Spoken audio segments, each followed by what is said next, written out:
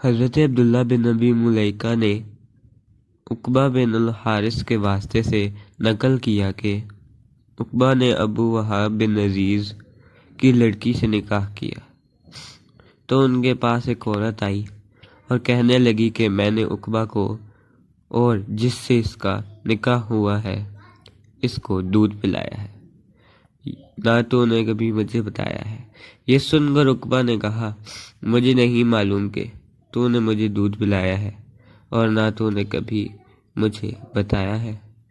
تب عقبہ سوار ہو کر رسول اللہ صلی اللہ علیہ وآلہ وسلم کی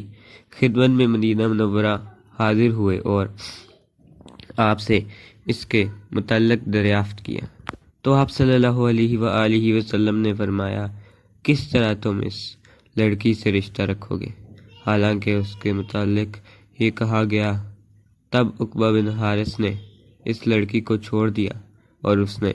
دوسرا خاوند کر لیا۔